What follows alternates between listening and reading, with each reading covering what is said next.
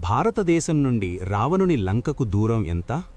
వాల్మీకి రామాయణం మరియు ఇతర పురాణాల ప్రకారం ఇది 100 యోజనాలు. కిలోమీటర్లలో చెప్పాలంటే ఇది సుమారు 1200 నుండి 1300 కిలోమీటర్ల మహాసముద్రం. శ్రీరాముడి కోసం వానరసేన నిర్మించిన ఆ అద్భుత వారధి కొలతలు వింటే మీరు ఆశ్చర్యపోతారు.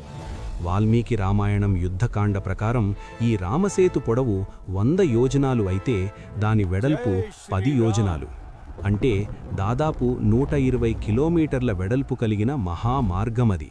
అంతటి భారీ వారధిని నిర్మించడానికి పట్టిన సమయం ఎంతో తెలుసా?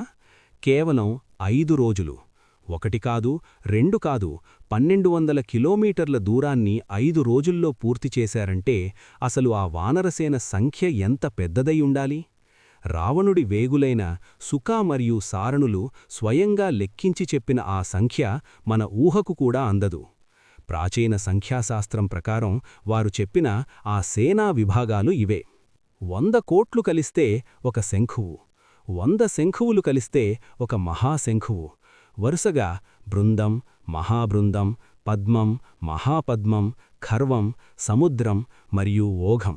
వీటన్నిటికీ మించిన సంఖ్య మహా ఓఘం.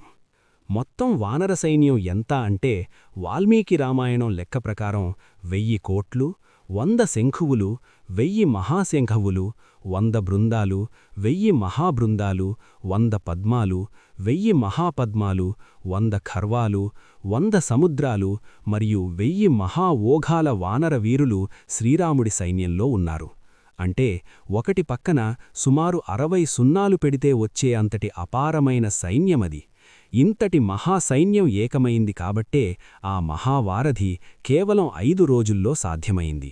ధర్మరక్షణ కోసం కదిలివచ్చిన ఆ అజేయమైన వానరసేనకు నమస్కారం. జై శ్రీరామ్.